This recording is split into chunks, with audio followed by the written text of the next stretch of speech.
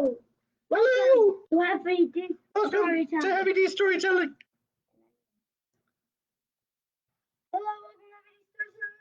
Today we are going to be having some fun today, and I know you guys are going to love it. We're going to be reading the Bible, and we're going to be reading Dragon Song Chapter 9, as you saw in the title. And I think Granny Bear's on right now. Yay, we've got one person. Thank you. Also doing Thank you for joining us. Are we doing this? No synopsis today.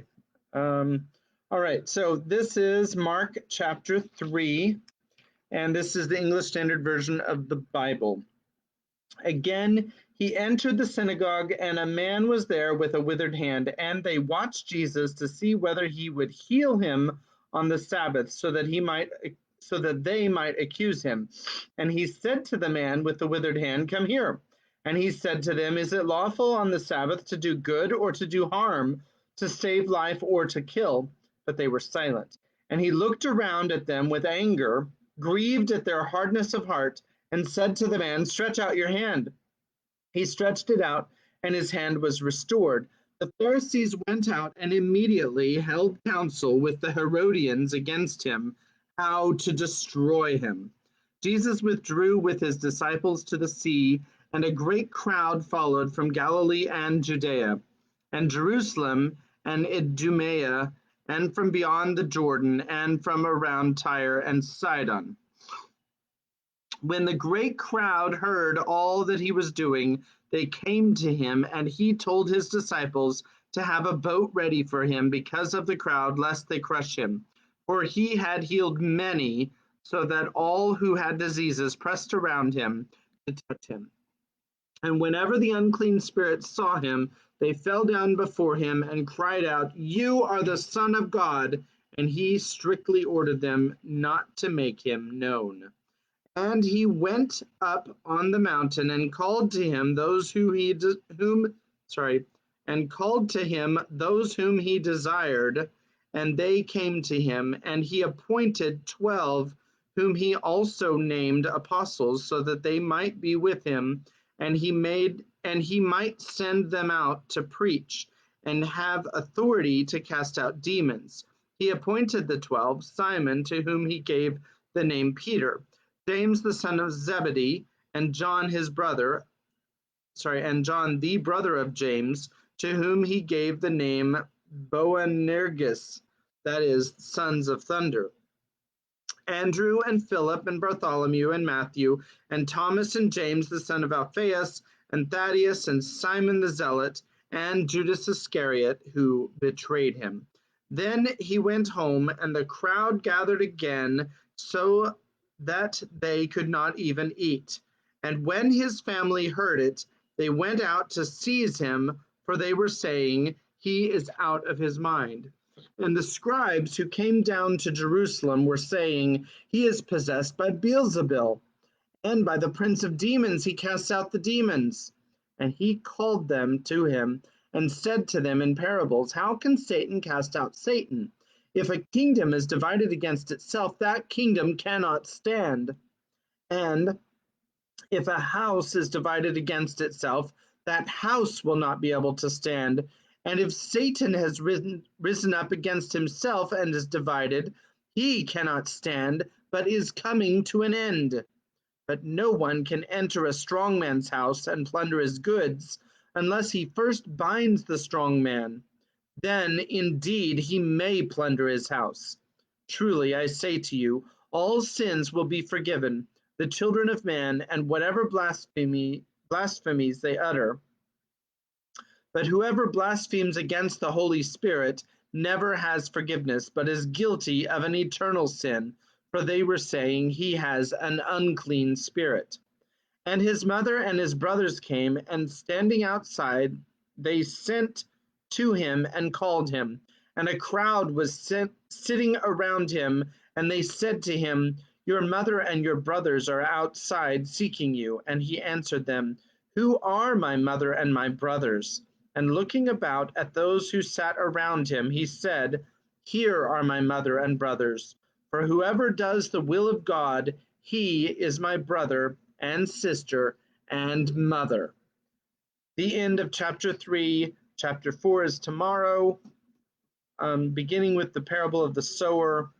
And now we are off to chapter 10 of Dragon Singer. Sorry that we are a little late getting started tonight. Lots of things going on. So here's Jenny, who's going to read chapter 10. Thank you. Yes. We had to wash hair, among other things. Okay. So, chapter 10. Chapter 10 is almost 20 pages, so I'm just going to dive right in. It is the next to last chapter. Chapter 11 is the last chapter, and there's only 8 pages. But I don't think we're going to get to it tonight because it's really late already. We'll see. Then my feet took off and my legs went too, and my body was obliged to follow, me with my hands and my mouth full of cress and my throat too dry to swallow. Meneley's running song. To Meneley's intense relief, all Lord Grow did want to talk about was the fire lizards, his in particular and in general. The 4 of them, Robinson, Siebel, Lord Grow, and herself, sat at a table apart from the others on one side of the square, each of them with a fire lizard. Meneley was torn between amusement and awe that she, the newest of apprentices, should be in such exalted company.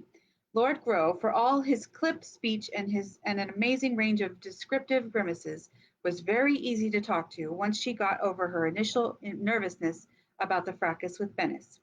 She heard in detail about the hatching of Murga, smiled when Lord Grow guffawed reminiscently over his early anxieties about her. Could have used someone with your knowledge, girl. You forget, sir, that my friends broke shell at about the same time Murga did. I wouldn't have been much help to you then. Can you be now, though? Or you can be now, though. How do I go about teaching Murga to fetch and carry for me? Heard about your pipes. She's just one. It took all 9 of mine to bring me the pipes. They're heavy. Meneley considered the problem, seeing the disappointment on Lord Grow's features. For just Murga alone, it would have to be something light, like a message, and you'd have to want it very badly. It was, well, my feet still hurt, and it was such a long walk to the cot. His eyes, which were a disconcertingly light brown, fixed on hers. Got to want it badly, huh? Humph. Don't know as I want anything badly. He gave a sort of laughter at her expression. You want things badly when you're young, girl. When you're my age, you've learned how to plan. He winked at her. Take the point, though, since Murga's a bundle of emotion, aren't you, pet? He stroked her head with a remarkably tender touch for a big, heavy-fingered man. Emotion, that's what they respond best to. Wants sort of an emotion, isn't it? If you want something bad enough. Humph. He laughed again, this time with an oblique look at the Harper. Emotion, then, Harper, not knowledge, is what these little beasties communicate. Emotion, like Brex feared t'other night. Hatching's emotional, too, and today, he turned his light eyes back to Meneley. Today? That was all my fault, sir, Meneley said, grabbing at a remark of Pimer's for excuse. My friend Pimer, the little fellow. And Meneley measured Pimer's height from the ground with her free hand, stumbled in the crowd. I was afraid he'd be trampled. She is lying. Was that what that was all about, Robinson? Asked Lord Grow. You never did explain, but Lord Grow seemed more interested in the lack of wine in his cup. Robinson politely topped the cup from the wineskin on the table. It never occurred to me, Lord Grow, said Meneley with genuine contrition, that I'd be alarming you or the Master Harper or Siebel. The young of every kind tend to be easily alarmed, remarked the Harper, but Meneley could see the corners of his mouth twitching with amusement. The problem will disappear with maturity, and increases now with so many fire lizards about her, added Lord Grow with a grunt. How much more do you think they'll grow, girl, if yours are the same age as Murga? He was frowning at Beauty and glancing back to Murga. Miriam's 3 fire lizards at Bend and Weir were from the first clutch, weren't they? They're not more than a fingertip longer, said Meneley, eagerly seizing on the new topic. They'd be older by 7 days, I think. She glanced at the Master Harper, who nodded in confirmation. When I first saw Fenor's queen, Grawl, I thought it was my Beauty. Beauty squeaked indignantly, her eyes whirling to look faster. Only for a moment, Meneley told her in apology and stroked Beauty's head, and only because I didn't know the Weirs had also discovered the fire lizards. Any notion how old they must be to mate? Asked Lord Grow, scowling in hopes of a favorable answer. Sir, I don't know. Tegelen, Monarch's rider, is going to keep a watch on the cave where my fire lizards hatched, to see if their queen will come back to clutch there again. Cave? Thought fire lizards laid their eggs in sand on the beaches. Master Robinson indicated that she was to speak freely to the Lord Holder, so Menelly told him how she'd seen the fire lizard queen mating near the Dragonstones, how she'd happened to be back that way, looking for spider claws. Good eating those, Lord Grow agreed and gestured for her to get on with the tale. He helped the little fire lizard queen, lift the eggs from the sea-threatened strand into the cave. You wrote that song, didn't you? Lord Grow's frown was surprised and approving. The one about the fire lizard keeping the sea back with her wings. Liked that one. Write more like it. Easy to sing. Why didn't you tell me a girl wrote it, Robinson? His scowl was now accusatory. I didn't know it was Menelly at the time we circulated the song. Humph. Forgot about that. Go on, girl. Did it happen just as you wrote the song? Yes, sir. How come you were there in the cave when they hatched? I was hunting spider claws and went further down the coast than I should have. Threadfall was due. I was caught out, and the only shelter I could think of was the cave where I'd put the fire lizard eggs. I arrived, with my sack of spider claws, just as the eggs began to break. That's how I impressed so many. I couldn't very well let them fly out into the thread, and they were so hungry, just out of the shell. Lord Grow grunted, sniffed, and mumbled to the effect that he'd had enough trouble keeping one fed, his compliments for handling 9. As if mention of food had penetrated his sleep, Kimmy and Zare roused Creeley. I mean no discourtesy, Lord Grow, said Master Robinson, rising as hastily as Sibyl. Nonsense, don't go. They eat anything, anywhere. Lord Grow swung his heavy torso about. You there, what's your name? And he waved impatiently at the wineman's apprentice, who came running. Bring a tray of those meat rolls from the stalls, a big tray, heaped, enough to feed 2 hungry fire lizards and a couple of harpers. Never known a harper who wasn't hungry. Are you hungry, Harper girl? No, sir, thank you, sir. Making a liar out of me, Harper girl? Bring back some bubbly pies, too. The Lord Holder roared after the departing apprentice. Hope he heard me. So you're the daughter of Yanis of Half Circle Seahold? Mentally nodded acknowledgement of the relationship. Never been to Half Circle. They brag about that cavern of theirs. Does it hold the fishing fleet? Yes, sir, it does. The biggest can sail in without unstepping the masts, except, of course, when the tides run exceptionally high. There's a rock shelf for repairs and careening, a section for building, as well as very dry inside cave for storing wood. Hold about the docking cavern. Lord Grow seemed dubious about the wisdom of that. Oh, no, sir, half circle hold really isn't half circle. She cocked her thumb and curved her forefinger. This, and she angled her right hand to show the direction of the curve, after squinting to see where the sun was. My thumb is the docking cavern, and this, and she pointed to the length of her forefinger, is the hold. The longer part of the half circle, and then this much, and she touched the webbing, is sandy beach. They can draw dinghies up on it or gut fish, sow nets, and men sail there in fair weather. They? Asked Lord Grow, his thick eyebrows raising in surprise. Yes, sir, they. I'm a harper now. Well said, Menelly, replied Lord Grow, slapping his thigh with a crack that made Murga squeal in alarm. Girl or not, Robinson, you've a good one here. I approve. I approve. Thank you, Lord Grow. I was confident you would, said the Master Harper with a slight smile, which he shared with Sibyl before he nodded reassuringly at Menelly. Beauty chirped a question, which Lord Grow's Murga answered in a sort of "that's that" tone. Cross-crafting works, Robinson. Think I'll have to spot a few more of my sons about. Sea-holds, too. The notion of Bennis in half-circle sea-hold appealed to Menelly, though she didn't know if that was whom Lord Grow had in mind. The slap of running feet and hoarse breathing interrupted the conversation as the apprentice lad, juggling 2 trays, all but slid the contents into the laps of those he served. As the new fire lizards were fed, Menelly saw that more and more people were filing into the central square, taking seats at tables and benches.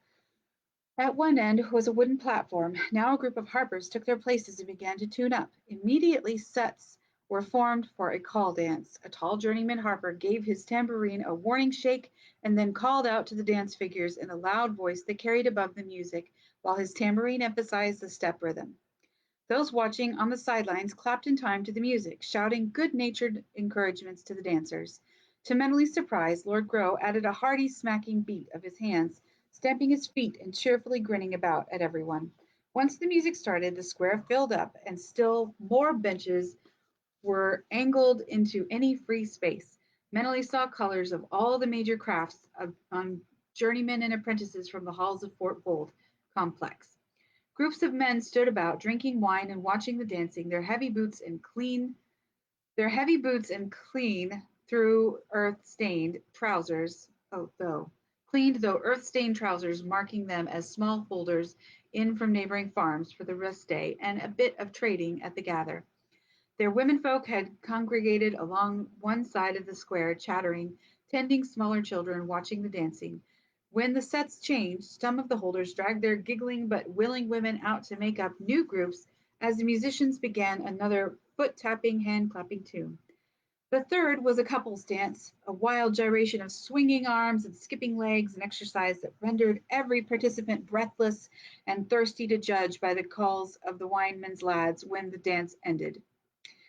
A change of harpers occurred now, the dance players giving up the platform to Brutigan and three of the older apprentices themselves slightly, who ranged themselves, I lost my place, slightly behind Brutigan. At his signal, they sang the song that Elgian had sung the night of his arrival at Half Circle Seahold. It was one Meneley had never had a chance to learn. She leaned forward, eager to catch every word in chord. On her shoulder, Beauty sat up, one forepaw lightly clasping Meneley's ear for balance. The little queen gave a trill, glanced inquiringly at Meneley. "Let her sing," said Master Robinson.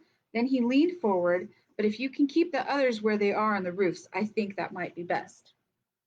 Meneley sent a firm command to her friends just as Murger rose to her haunches on Lord Grow's shoulder and added her voice to Beauty's. As the fire lizard's descant rose above the harpers' voices, Meneley was conscious of being the focus of startled attention. Lord Grow was beaming with pride, a smug smile on his face, the fingers of one hand drumming the beat on the table while he waved the other as if he were directing the extemporaneous chorus. My mother just corrected me from the other room. Wild applause followed the song and cries of "The Fire Lizard song! Sing the Queen's song! Does she know it? The Fire Lizard!" Or Fire Lizard. From the platform, Brutigan beckoned imperiously to Meneley. "Go on, girl, what's holding you back?" Lord Grow flicked his fingers at her to obey the summons. "Want to hear you sing it? You wrote it, ought to sing it. Shake yourself up, girl. Never heard of a harper not wanting to sing." Meneley appealed to Master Robinson, but the harper had a wicked twinkle in his eyes despite the bland expression on his face. "You heard Lord Grow, Meneley. It's time you did a turn as a harper." She heard the emphasis on the last word. He rose, holding out his hand to her as if he knew very well how nervous she was. She'd no choice now, for to refuse would be to shame him, slight the hall, and annoy Lord Grow. "I'll accompany you, Meneley, if I may. You do remember the new wording?" Robinson asked as he handed her up to the platform. She mumbled a hasty affirmative and then wondered if she did. She hadn't actually sung the new song, or the tune for that matter, since she'd composed it so very long ago in the little hall in Half Circle Hold. But there was Brutigan grinning a welcome and gesturing to two guitar players to hand over their instruments to her and the master harper. Meneley turned and saw all the faces, all the people massed on each side of the square. A hush fell, and into that attentive silence the harpers struck the first chords of her Fire Lizard song.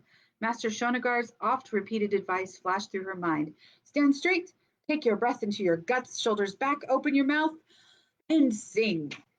The little queen, all golden, flew hissing at the sea. To stop each wave, her clutch to save, she ventured bravely. The applause that greeted the final verse of the song was so deafening that Beauty rose on wings, squealing with surprise alarm. Then the crowd laughed and gradually the noise subsided.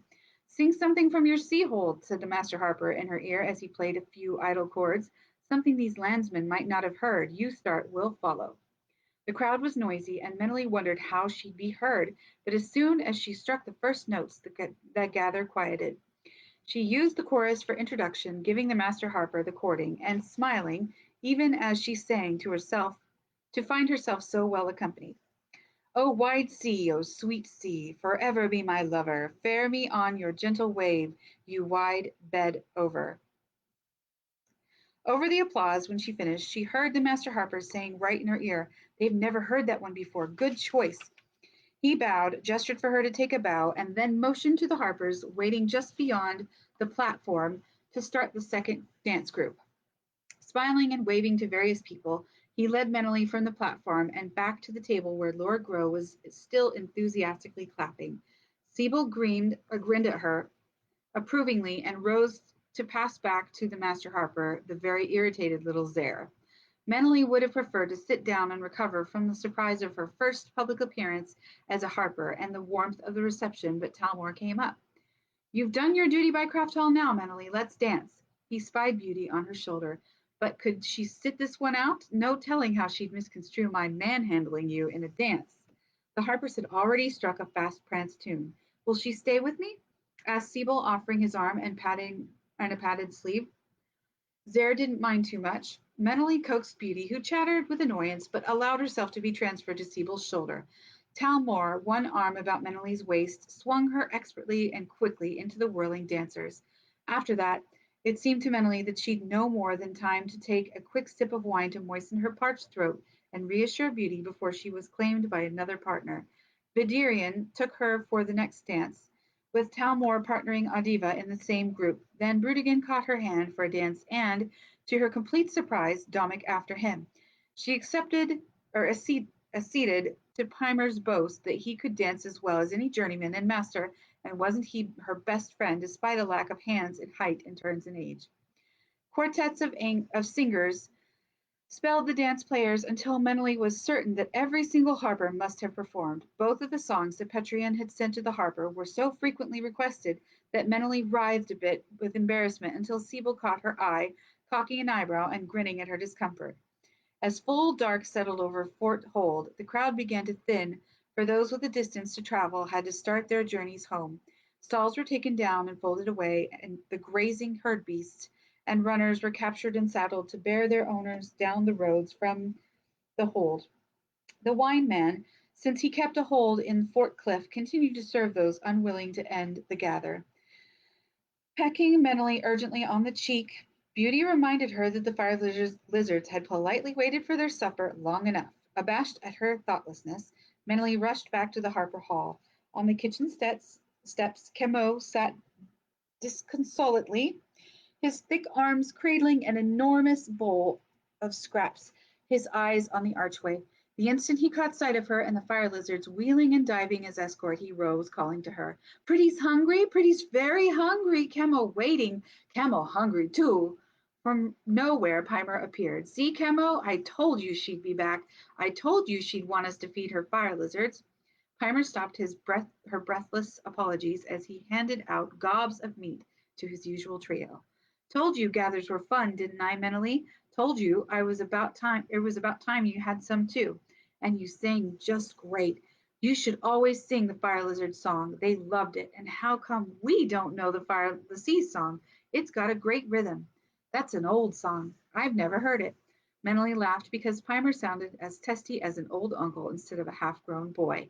"Hope you know some more new ones like that, because I'm so bored with all the stuff I've heard since I was a babe. Hey, you had the last piece, lazy. It's Mimic's turn. There, behave yourself." The hungry fire lizards made. Hold on. Okay, I thought the dog was on the bed. um, Sorry about that. Hope you know more new ones like that, because I'm so bored with all the stuff I've heard since I was a babe. Hey, you had the last piece, lazy. It's Mimic's turn. There, behave yourself. The hungry fire lizards made short work of Camo's bowl. Then Ranley leaned out of the dining room window, urging them to come and eat before the food was cleared away. There weren't many in the dining hall. Pimer had been right that they got scanty rations on a gather day, but the cheese, bread, and sweetings were all Menely could eat. When the apprentice master marshaled the younger ones to the dormitory, Menely quietly ascended the steps to her own room. The lilting strains of still another dance tune drifted on the night air. She'd done her first turn as a harper and done well. She felt like a harper for the first time, As if she really did belong here in the hall. Lulled by the music and distant laughter, she fell asleep, the warm bodies of the fire lizards nestling against her. The next morning, looking from her window to the place where the gather had been held, she saw few traces of litter, only the dew-glistening trampled earth of the dancing square. Holders trudged towards the fields, herdsmen were guiding their beasts to the meadows, and apprentices dashed up and down the Holdway on their errands. Down the ramp from Fort Hold paced a troop of leggy runners, fresh after a day's rest, fretting against the slow pace to which their riders held them until they were past the ambling herd beasts.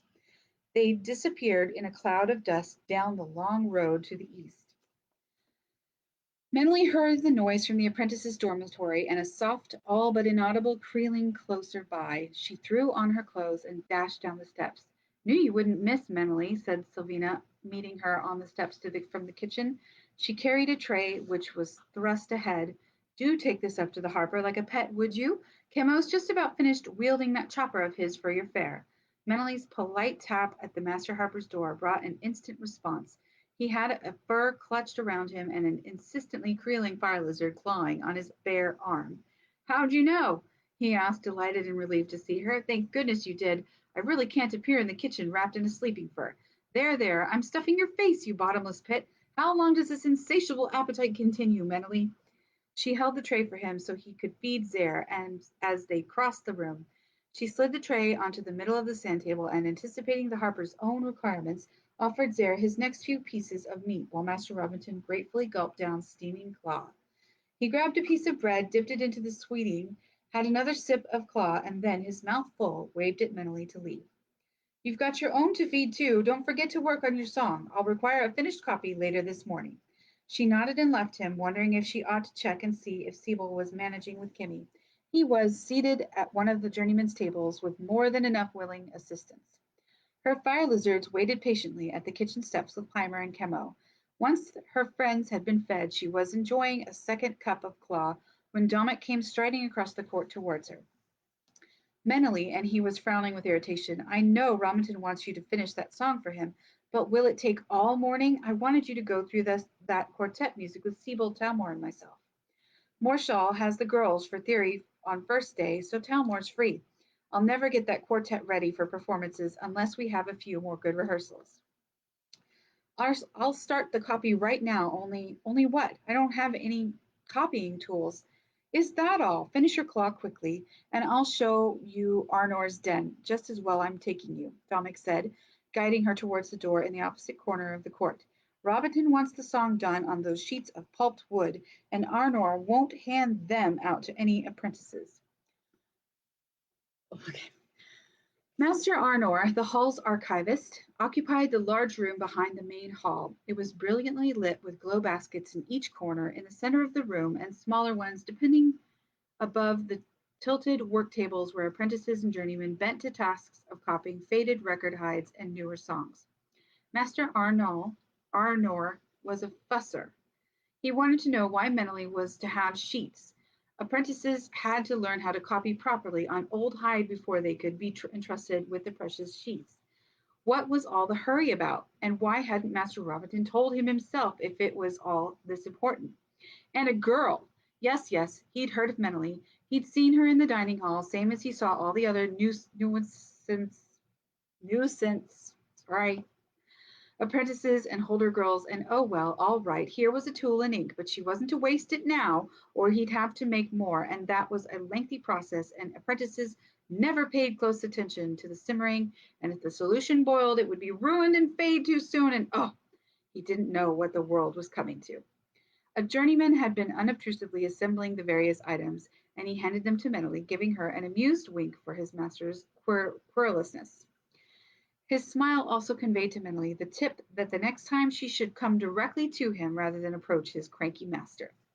Dominic got her away from the old archivist after the barest of courtesies. As they walked back to the hall entrance, he again directed her not to be all morning at the copying, or he'd never get the new quartet sufficiently rehearsed before the festival. As he opened the door to the main hall, she heard the Master Harper's voice and sped up the stairs.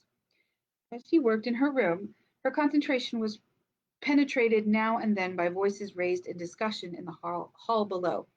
Absently, she identified the various masters, Domic, Marshall, Gerant, and Master Harper, and to her surprise, Sylvina, and others whose voices she couldn't recognize as readily, as the conversations apparently had to do with posting journeymen to various positions about the country. She paid scant heed. She was, in fact, just finishing the third and looser interpretation of the song when a brisk tapping at the door startled her so much she almost smeared the sheet. At her answer, Domic strode in. Haven't you finished yet? She nodded to the sheets, spread out to dry. Scowling with exasperation, she strode across the room and picked up the nearest sheet. Before she could warn him, oh, he strode across the room, picked up the nearest sheet. Before she could warn him about damp ink, she noticed that he took the sheet carefully by the edges. Yes, you copy neatly enough to please even old Arnor. Yes, now, he was scanning the other sheets. Traditional forms, all duly observed. Not a bad tune at all. He gave her an approving nod. Bit bare of chord, but the subject doesn't need musical embellishment. Come, come, finish that sheet too. He pointed to the one before her. Oh, you have? Fair enough. He blew gently across the sheet to dry the last line of still glistening ink. Yes, that'll do. I'll just be off with these. Take your guitar across to my quarters mentally and study the music on the rack. You're to play second guitar. Pay special attention to the dynamic qualities of the second variation. With that, he left her. Her right hand ached from the cramped position of copying, and she massaged it, then shook her fingers vigorously from the wrist to relieve the strain. Now she heard the Master Harper's voice from the room below. The point is that all but one of the formalities has been observed. Admittedly, there's not been much time spent in the hall, but an apprenticeship served elsewhere under a competent journeyman has always been admissible. Does anyone wish to register any reservations about the competence of that journeyman? There was a short pause. So that's settled. Ah, yes. Thank you, Domic. Now, Master Arnor, and mentally lost the sound of his voice as he evidently moved away from the window. She was uncomfortably aware that she was not only an inadvertent eavesdropper on craft matters not her business, but disobedient to Master Domic's orders. Not that she didn't wish to follow them. She picked up her guitar. Playing with Talmor, Siebel, and Domic was a pure delight. Had Master Domic meant to intimate that she'd be part of that quartet in a performance? Well, if yesterday was any sample of being a harper, yes, she probably would be performing in that quartet. New as she was to the Harper Hall, that was part of being a harper, after all. When Menely entered Domic's quarters, Talmor and Siebel, Kimmy disposed on his shoulder and not looking too pleased to be shifted from the crook of his arm, were already discussing the music. They greeted her cheerfully and asked if she'd enjoyed her first go in a gather at Fort Hold. They both laughed at her enthusiastic replies. Everyone's the better for a good gather, said Talmor, except Marshall, said Siebel, and glancing sideways at Talmor as if they shared some secret, rubbed the side of his nose. Let us play, Journeyman Siebel, mentally thought that Talmor sounded reproving. By all means, Journeyman Talmor, said Siebel, and not the least bit perturbed. If you will join us, Apprentice Menely. The brown man gestured elaborately for Menely to take the stool beside him. As Menely checked the tuning of her guitar, Talmor turned the sheets of music on the rack. Where does he want us to start? Master Domic told me to study the dynamics of the second variation, said Menely with helpful deference. That's right, that's where, said Talmor, snapping his fingers before he flipped the correct sheets to the front. At the beat, then. Sweet shells, he's changed the time in every third measure. What does he expect of us? Are the dynamics difficult? Asked Menely, feeling apprehensive. Not difficult, just Domic all over, said Talmor with a sigh of long suffering. But he tapped the appropriate beat. But he tapped the appropriate beat on the wood of his guitar and gave a more emphatic fifth beat for them to start. They'd had a chance to go through the second variation once before Domic entered the room. Nodding courteously to them, he took his place. Let's start at the beginning of the second variation, now that you've had a chance to play through it. They worked steadily, going straight through the music once. The second time, they paused frequently to perfect the more difficult passages and balance the parts. The dinner bell punctuated the brisk notes of the finale. Talmor and Sibyl put down their instruments with small sighs of relief, but mentally re-fingered the final three chords softly before she laid her instrument down. Does your hand hurt? Asked Domic with unexpected solicitude. No, I was just wondering if the string was true. If you heard a sour sound, it was my stomach, said Talmor. Too much gathering? Asked Sibyl with little sympathy. No, not enough breakfast, thank you, replied Talmor with the briskness of someone being teased. He rose and left the room, followed closely by the slightly laughing Sibyl. Master Shonagar has you this afternoon, Menelly? Asked Dominic, motioning for Menelly to come with him. Yes, sir. Well, then, you'll have to continue that voice instruction anyway, he said in a cryptic fashion. Menelly decided he must be wishing to have her practice with him more steadily, but Master Robinson had been specific. Her mornings were scheduled to Master Dominic, afternoons she was to go to Master Shonagar. When they entered the dining hall, the room was already well filled. Dominic turned to the right towards the master's table. Manley caught one glimpse of Master Marshall, already seated, his face set in the sourest lines she had yet seen on the bad-tempered old man, so she looked quickly away. Pona's gone! Pimer pounced on her from the left, his face wreathed with smug satisfaction. So I can sit with you near the girls now. Audiva said I could, because it was Pona who got snooty. Audiva says you will please sit with her. Pona's gone? Menelly, both surprised and nervous, permitted Pimer to pull her towards the hearthside table. There were two empty places, one on either side of Audiva, who smiled hesitantly as she saw Menelly approaching. She beckoned to the seat on her right, away from the other girls. See, Pona is gone. She got taken away a dragon back, Pimer added, his pleasure in her departure somewhat alloyed by the prestigious manner of her going. Because of yesterday? The thin knot of worry in her middle grew larger and colder. Pona in the cot, contained by the discipline of the Harper Hall, was bad enough, but in her grandfather's hold, pouring out acid vengeance, she was much more dangerous for Harper apprentice Menelly. Nah, not just yesterday, Pimer said firmly. So don't you go feeling guilty about it, but yesterday was the final crack, the way I heard it, bearing false witness against you, and Duke has been raked over by Sylvina. That pleased her no end. She's just been itching to take Dunca down. Timony was straddling 3 seats across from Adiva and gesturing urgently to Menelly and Pimer to take them. You sit with Timony, Pimer. I'm going to sit next to Adiva. Looks like she's being put on by Brilia with that empty seat and all. As she stepped to the place, she caught Brilia's startled, antagonistic glance. The dark girl nudged her neighbor, Amania, who also turned to glare at Menelly, but Menelly smiled at Adiva, and as she stood by the tall craft girl, she felt Adiva's hand fumble for hers and the grateful pressure of her fingers. Stealing a sideways glance, she noticed that Adiva's eyes looked red and her cheeks showed the puffiness of recent and prolonged weeping. The signal to be seated was given, and the meal began. If Menelly felt too self-conscious and Adiva too upset to talk, Pimer suffered no inhibitions and babbled on about how he'd made his marks count. I got 9 more bubbly pies, Menelly, he told her gaily, because the baker thought they were for you and me and Camo. I did share with Timony, didn't I, Tim? And then I won a wager on the runners. Anyone with half an eye could tell the one with the sore hoof would run faster, so he wouldn't have to run so long. So how many marks did you come back with? Ha! Pimer's eyes flashed with his triumph. More'n I went to the gather with, and I'm not saying how much that is. You're not keeping it in the dorm, are you? Asked Timony, worried. Ha! I gave it to Sylvina to keep safe for me. I'm no fool. And I told the entire dorm where my marks are, so they know it's no good putting on me to find out where I've hid 'em.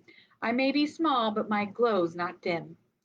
Brilia, who was pretending to ignore them all, made a disagreeable sound. Pimer was about to take umbrage when Menelly kicked his shin to warn him to be silent. You know what, Menelly? And now Pimer leaned across the table, exuding mystery as he glanced from her to Adiva and Timony. Timony? They're posting journeymen. Are they? Asked Menelly, mystified. You ought to know. Couldn't you hear anything in your room? I saw the windows of the main hall open, and you're right over 'em. I was busy, Menelly said sternly to Pimer, and I was brought up not to listen to other people's private conversations. Pimer rolled his eyes in exasperation for such niceties. You'll never survive in a Harper Hall, then, Menelly. You've got to be one jump ahead of the masters and the lord holders. A Harper's supposed to learn as much as he can. Yes, learn, yes. Over here, no, replied Menelly. And you're an apprentice, added Adiva. An apprentice learns to be a Harper by overhearing his masters, doesn't he? Demanded Pimer. Besides, I gotta think ahead. I gotta be good at something besides singing. My voice won't last forever. Do you realize that only one out of hundreds, and he waved his arms in such an expansive gesture that Timony had to duck, of boy sopranos have any voice when they hit the change. So if I'm not lucky, but if I'm good at digging things out, maybe I'll get posted like Siebel and have a fire lizard to take important messages from hole to hall. Then Pimer froze and cautiously turned to look at Meneley, his eyes wide with consternation. She laughed. She couldn't help it. Timony, who had obviously heard Pimer's long-range plan before, gulped so fiercely that his neck cartilage bobbed up and down his throat like a net floating in a fast current. I really do like the fire lizards, Meneley. I really do, said Pimer, trying to undo the indiscretion and reinstate himself in Meneley's good graces. She couldn't resist a pretense of disdain and ignored him, but his expression was so genuinely panic-stricken that she relented sooner than she intended. Pimer, you've been my best and first friend in the hall, and I really do think my fire lizards like you. Mimic, Rocky, and Lazy let you feed them. I may not be able to help, but if I do ever have any say in the matter, you'll get an egg from one of Beauty's clutches. Pimer's exaggerated sigh of relief attracted attention from the other girls, who were still pretending that end of the table didn't exist. Platters of stewed meats and vegetables were now being served, and Meneley took advantage of the general noise to ask Godiva how things were with her. All right, once the furor died down, I rank the rest of them, even if rank is not supposed to be a consideration while we're at the Harper Hall. You're also the best musician of the lot, said Meneley, trying to cheer Godiva. She sounded very depressed, and she must have been crying a lot to have such puffy cheeks. Do you really think I can play? Asked Godiva, surprised and pleased. From what I heard that morning, yes, the others are hopeless. If there's no reason you have to stay at Dunca's when you have free time, maybe you'd like to come into my room. We could practice together if that would help. Me? Practice with you? Oh, Meneley, could I please? I really do want to learn, but all the others want to do is talk about the fosterlings at the hold and their clothes and their fathers all are likely to choose as husbands for them and who their fathers are likely to choose for husbands for them, and I want to learn how to play well. Meneley extended her hand, palm up, and Godiva gratefully seized it, her eyes sparkling, all traces of her unhappiness erased. Just wait till I tell you what happened in the cot, she said in a confidential tone that reached only Meneley's ears. She saw Pimer cocking his head to try and hear, and waved him away. It was a treat, a rare treat, what Sylvina said to Dunca. Godiva giggled. But won't there be trouble about Pona being sent back? She is the granddaughter of the Lord Holder of Bull. Godiva's face clouded briefly. The Harper has the right to say who stays in his own hall, replied Godiva quickly. Has equal rank with the Lord Holder, who can dismiss any fosterling he chooses. Besides, you're a Holder's daughter. Holders, not Lord Holders, only I'm an apprentice now. Meneley touched her shoulder badge, which meant more to her than being her father's daughter.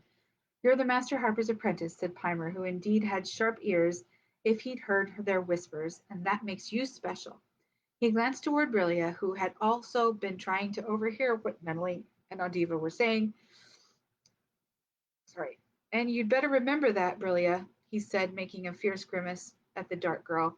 You may think you're special, Meneley, said Brillia in a haughty voice, but you're only an apprentice, after all said and sifted. And Pona's her grandfather's favorite. When she tells him all that's been going on here, you may not be that anymore. And she snapped her fingers in a derisive gesture. Close your mouth, Brillia. You talk nothing but nonsense, said Godiva, but Meneley caught the note of uncertainty in her voice. Nonsense? Just wait till you hear what Bennis plans for that Viderian of yours. They were all distracted by a sudden groan from Pimer. Shells! Pona has gone! That means that I'm stuck with singing her part. What a ruddy bore! His dismay was comic, but it turned the talk of the discussion to the discussion of the upcoming spring festival.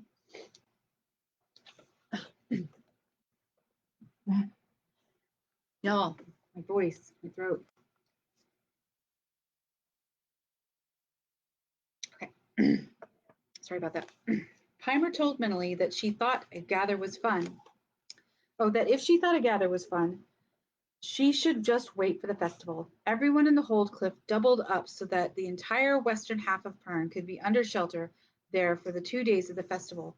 Dragon men came from all over, and harpers and craft masters and holders, large and small.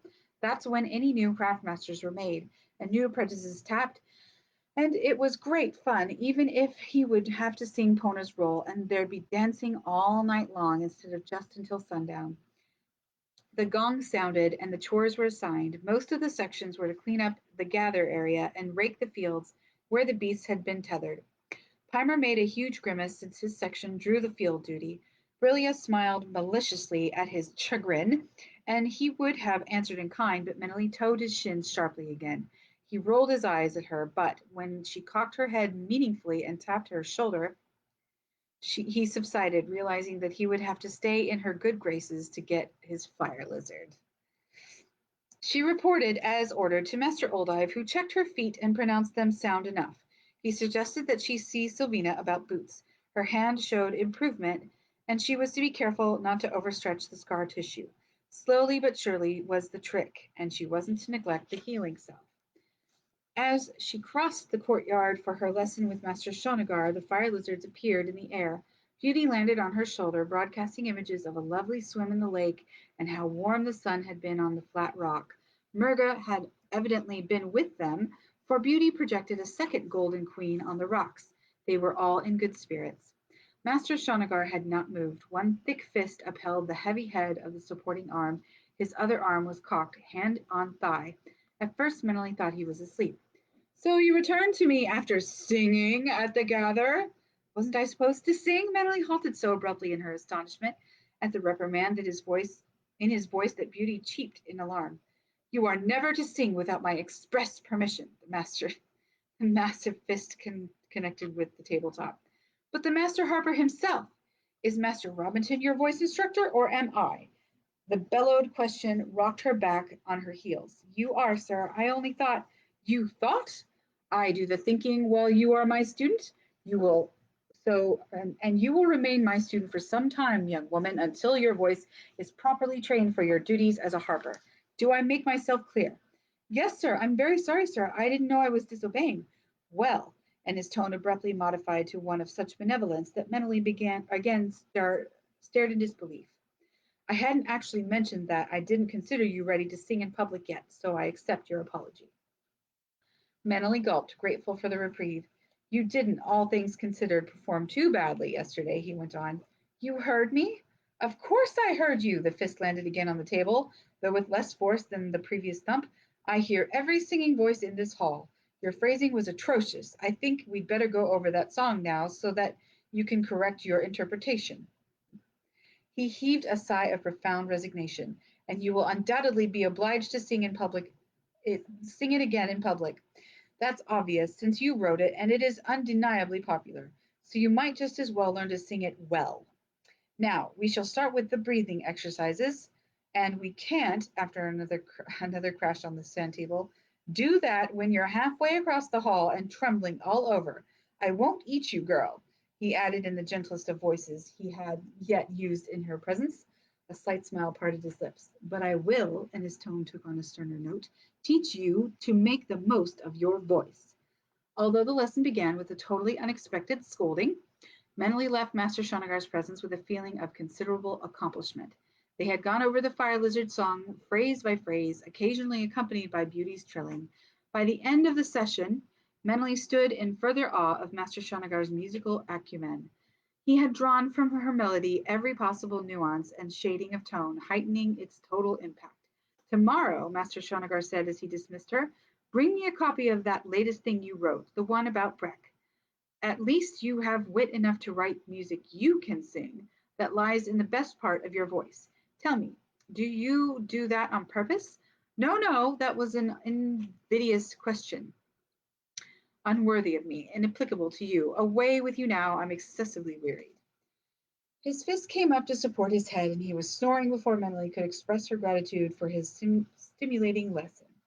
Beauty flew to her perch on Menelly's shoulder, chittering happily, and Menelly, beginning to feel as weary as Master Shonagar claimed to be, absently checked to see where her other friends were. As usual, they were sunning on the rooftops, where they'd undoubtedly remain until feeding time. Menelly entered the hall, wondering if she should ask Sylvina about boots, but she could hear a lot of bustle and noise from the kitchen and decided to bide her time. She made her way to her room, saw the door ajar, and was surprised to find Adiva waiting for her. I took you at your word, Meneley, but honestly, if I had to stay one more moment in that poisonous atmosphere, I mean it. You look tired. Master Shonagar's lessons are exhausting. We have only one in the week, and you have to go every day. Was he in one of his banging moods? Adiva giggled, and her eyes sparkled with merriment. Meneley laughed too. I sang yesterday at the gather without his express permission. Oh, great stars! Adiva was torn between giggles and concern. But why would he complain? You sang so beautifully. Vidirian said it was the best he'd heard that sea song done. You've made another good friend in Vidirian, if that's any consolation. That fist in Venice's face. He wished so often that he could bang that arrogant booby. Could Lord Sengel of Bull make Master Robinson? You didn't pay heed to that spiteful weary, Brilia. Oh, Meneley. But can an ordinary apprentice? Yes, Adiva said with a reluctant sigh for the truth, because apprentices have no rank. Journeymen do. But you are Master Robinson's own special apprentice, just as Pimer said, and it'd take more than a lord holder to shift Master Robinson where he's made up his mind. Besides, you weren't at fault. Pona was, bearing false witness. Now you listen to me, Meneley. Don't you dare let that bunch of sly slippers worry you. They're just jealous. That was Pona's problem too. Besides, and Adiva's face brightened as she thought of the telling argument. Lord Grow needs you here to help him train Murga. There's your new song. Oh, Meneley. Talmor was playing it, and it's the most beautiful thing I've ever heard. Live for my living, or else I must die. Adiva had a throaty contralto voice that throbbed poignantly on the deep note. I wanted to weep, and while I know I'm just a silly girl, yeah. Sorry. You're not just a silly. You stood up for me against Pona. Adiva bit her lip guiltily, her expression contrite. I didn't tell you about Master Domic's first message. She paused, full of self-reproach. I knew about it. I heard him tell Dunka. We all did. And I knew they were trying to make trouble for you because you had the fire lizards. But you told Master Domic that I hadn't been told. Fair is fair. Well then, if fair is fair, you did stand up with me against Pona and all those fosterlings when it really mattered. Let's forget everything else and just be friends.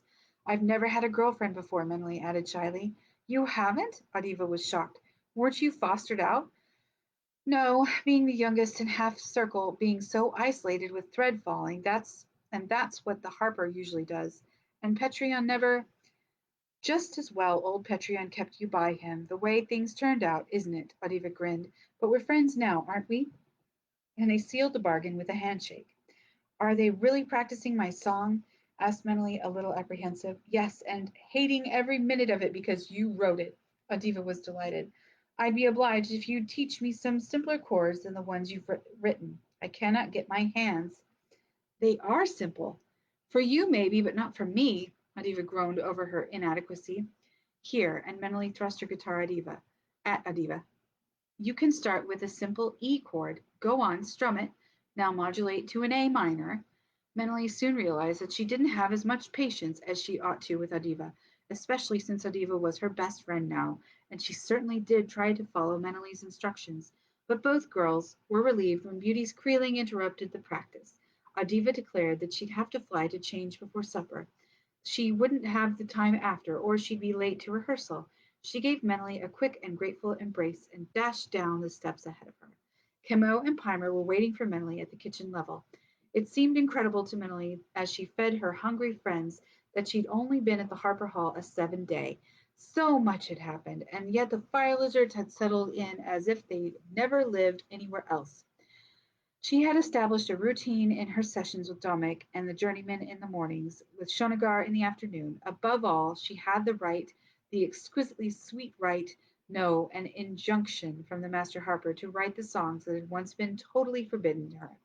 7 days ago, standing in this very courtyard, she'd been scared to tears. What had Tegelen said? Yes, he'd given her the 7 day to get adjusted. And he'd been right in that, though she doubted him at the time. He'd also said that she didn't have anything to fear from Harper's. True enough, but she had experienced envy and to some extent overcome it. She'd made staunch friends and good impressions on those in Hall and Hold who mattered to her future.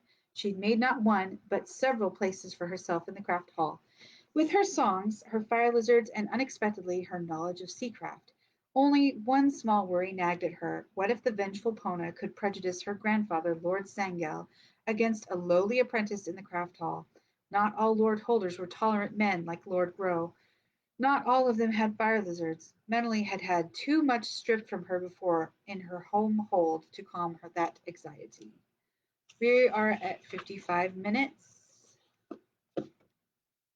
One chapter left. 1, 2, 3, 4, 6, 7, 8. 8 pages. Should we go on? Okay. We shall go on. 1 minute. Oops, sorry.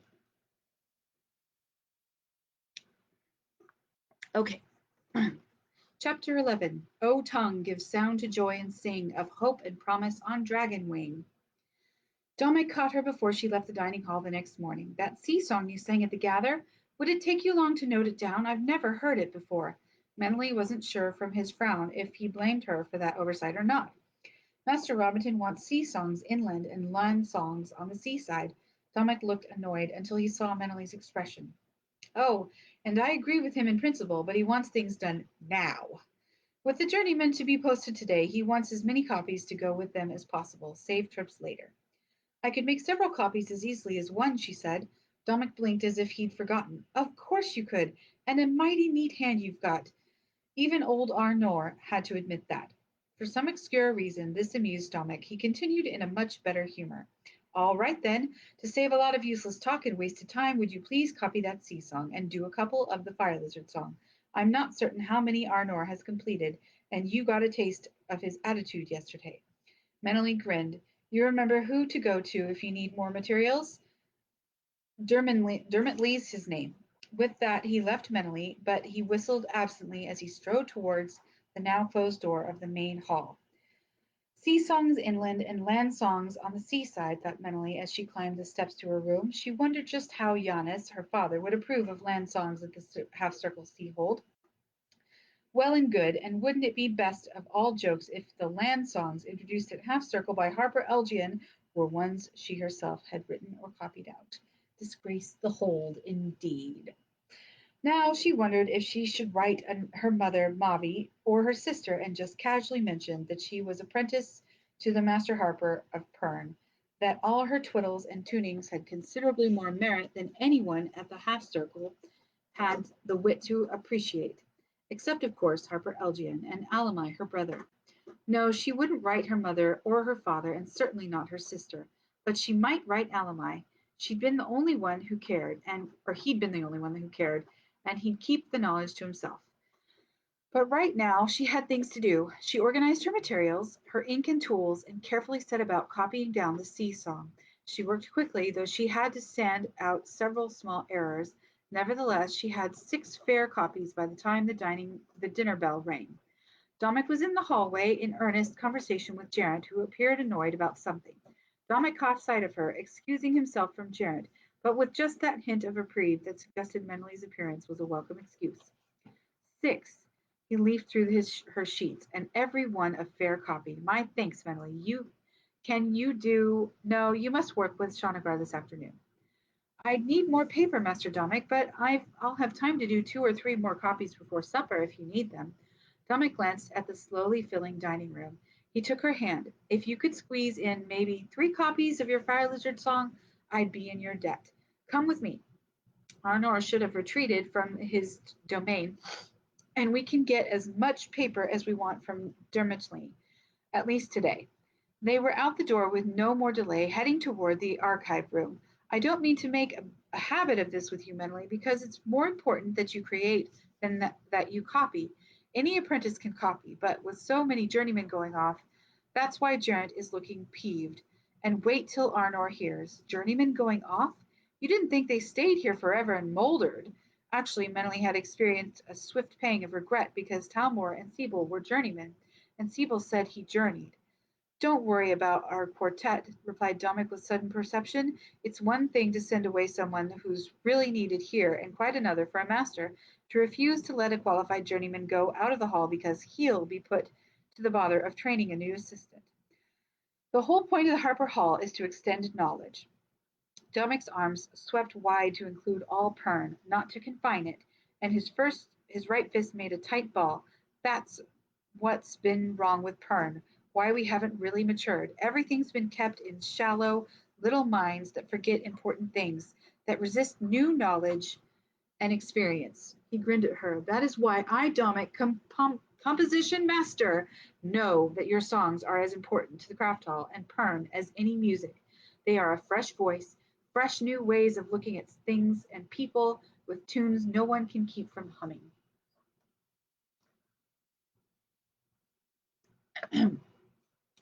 Would you ever leave the hall? Asked Menely, greatly daring. She was storing up his words to think about later.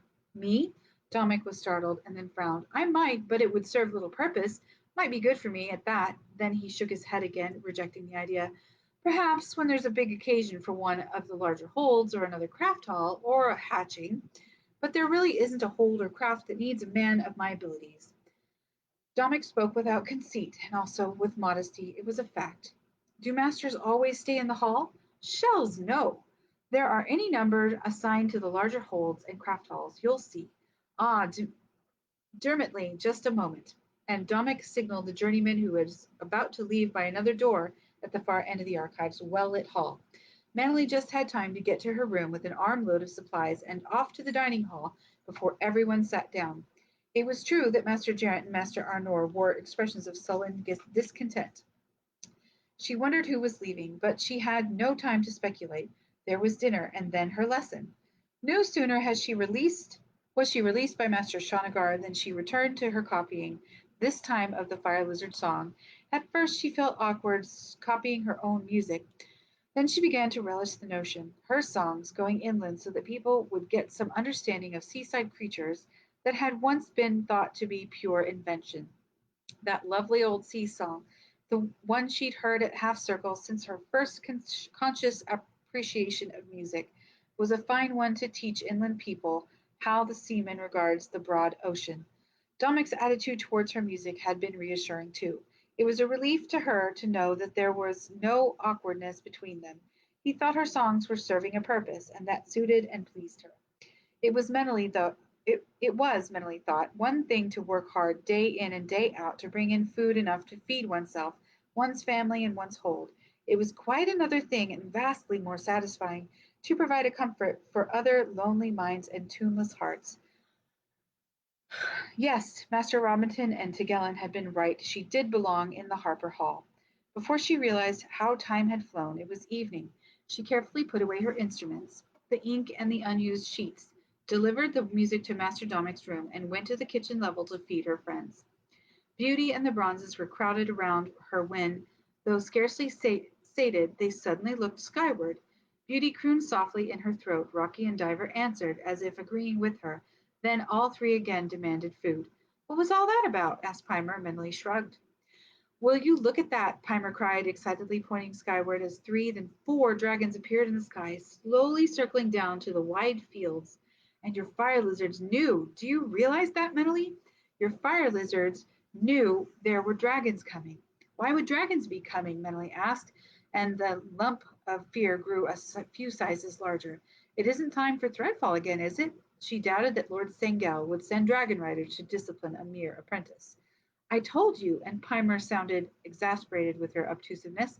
The masters were closeted yesterday and today, reassigning journeymen. So, and he shrugged as if that explained the presence of dragon riders. The dragons transport them to new holds. Two blues, a green, and hey, a bronze.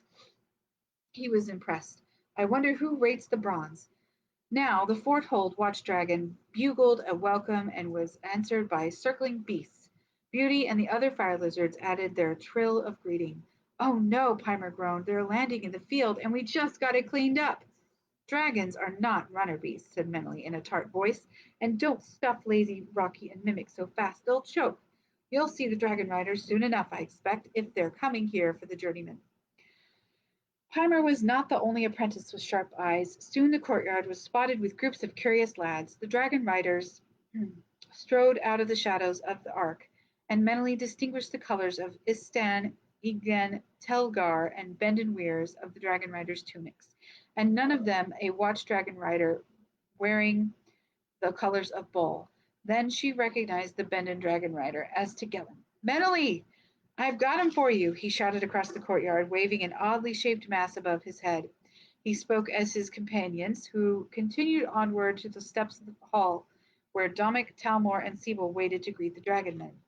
Tegelen had strode at an oblique angle towards Menely. As he neared her, she realized that he carried a pair of boots by their laces, boots tanned blue with cuffs of blue-hued, wild, weary down. Here you are, Menely.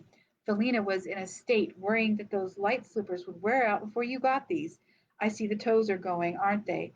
Keeping you on 'em here, are they? But you're looking good. Say, your fire lizards are growing, aren't they?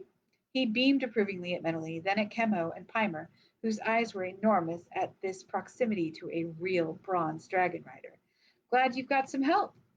This is Pimer and that's Chemo, and they're both been marvelous help. Will this lad be ready for a fire lizard then? Asked Tegelen with a sly wink at Menely. Why do you think he's helping me? Asked Menely, unable to resist teasing Pimer. Ah, Menely, unexpectedly, Pimer was blushing, eyes downcast, and so thoroughly out of countenance that Menely relented. Truly, Tegelen, Pimer's been a staunch and true friend since the first day I got here. I couldn't manage without him and Chemo. Chemo feed pretties. Chemo very good feeding pretties. Tegelen gave her a startled look, but he slapped the drudge affectionately on the back. Good man, Chemo. You keep on helping Menely with her pretties. More food for pretties? Chemo perked up. No, no more food now, Chemo. Pretties aren't hungry now, Menely said hurriedly. Have you finished with Chemo yet, Menely? Abuna appeared at the kitchen door. Oh, she was startled to see the company her half-witted drudge was keeping. Chemo, help Abuna now. Pretty's fed, Chemo. You help Abuna. Menely gave Chemo the customary turn and pushed towards the kitchen. Now, Menely, you sit there on the steps, said Tegelen, pointing, and try these boots on. Felina gave me explicit instructions that I was to see if they fit, because if they don't, Tegelen left the threat hanging. They ought to. The wire tanner took my measure, said Menely, and as she discarded the worn slippers and put on the right boot. I don't see how he could miss, even if my feet were still a bit swollen. Oh, it fits just fine. And so soft inside. And she put her hand in the left boot. He's lined it with soft hide. You'll need the double protection, Menely, said Tegelen, and then his face took on a look of pure mischief, particularly if you have to do more running. I'm not running anywhere anymore, she said firmly, and hastily forgot about Lord Segel and Pona.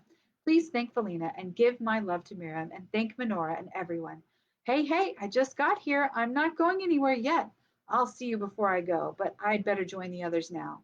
And a dragon rider, a bronze dragon rider, brings you blue Harper boots. Pimer's eyes were enormous with astonishment as they both watched Tegelen's lanky figure striding towards the hall entrance. I don't suppose they wanted to waste leathers they'd already cut to fit me when they thought I'd be staying on in the wear, Menely said, nonetheless deeply touched by the gift. She wiggled her toes against the smooth, soft hide. She wouldn't need to bother Sylvina for new footwear now. And Harper blue. Why, she was Harper garbed from head to toe now. The supper bell rang, and the curious knots of boys and journeymen blended into a throng, converging at various speeds on the steps.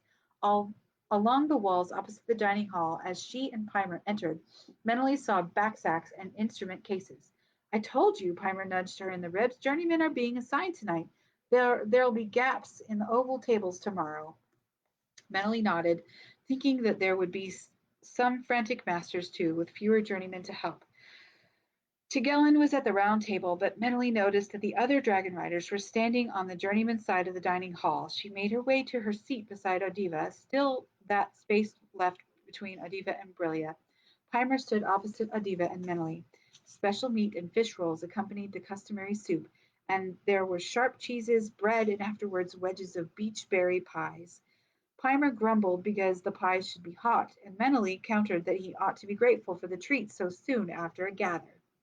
Talk was spirited through the hall, although the 7 girls continued their silent treatment of Adiva and Menely.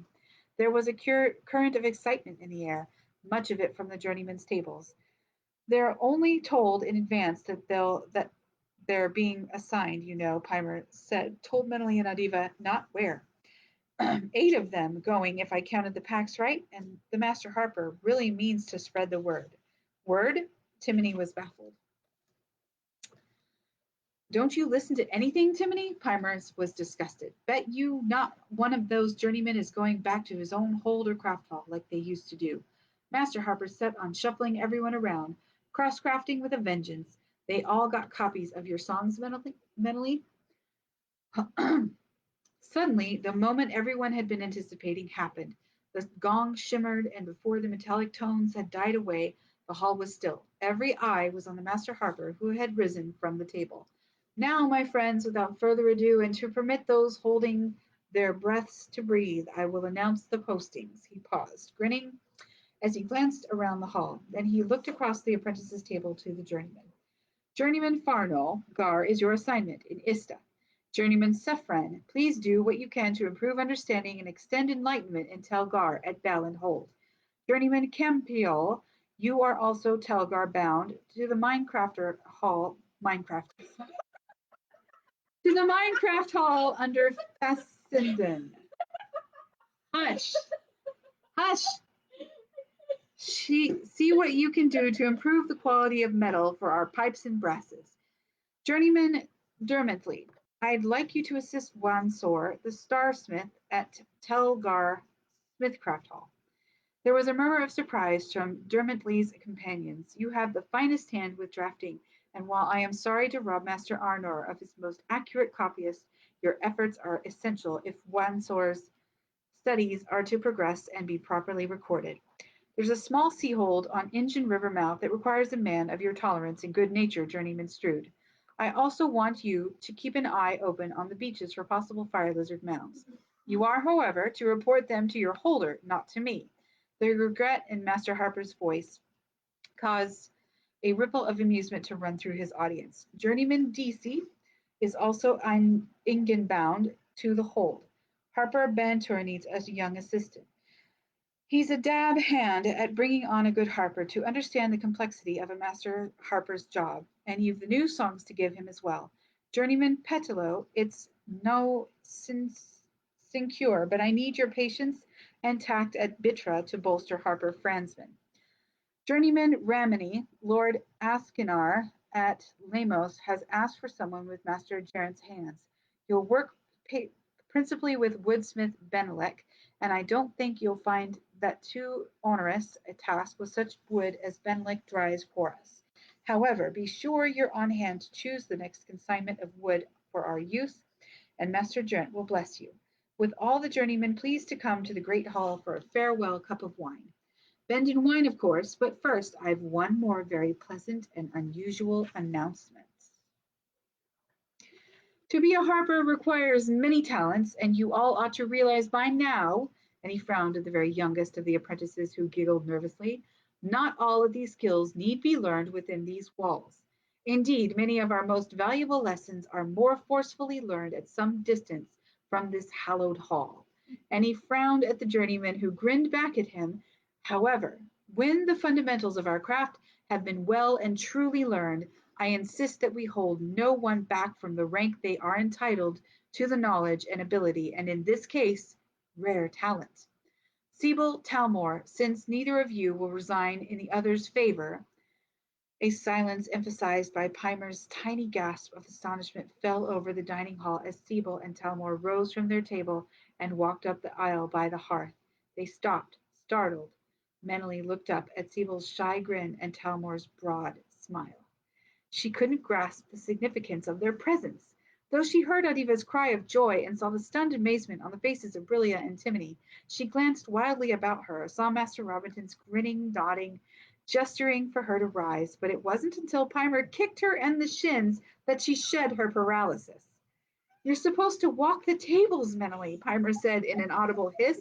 Get up and walk. You're a journeyman now. You've made journeyman. Meneley's a journeyman. Meneley's a journeyman, echoed the other apprentices. Shush! Shush! Can't take her to movies either. She's so loud. Okay. Walk, Meneley, walk. Walk, Meneley, walk. Sibyl and Talmor took her by the elbows and lifted her to her feet. Never saw an apprentice so loath to take a walk, muttered Talmor under his breath to Sibyl. We could carry her, Sibyl said in a whisper, because between you and me, I don't think her legs are going to walk.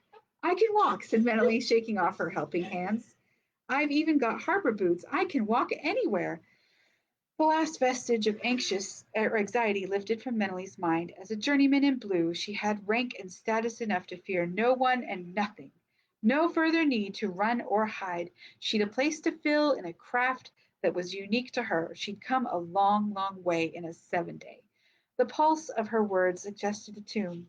She'd think of that later. Now, holding her breath, her head high, while the fire lizards swept in from the windows, trilling their happy reaction, she walked between Talmor and Sibyl to the oval tables of her new station in the Harpercraft Hall of Pern. The end! Yay!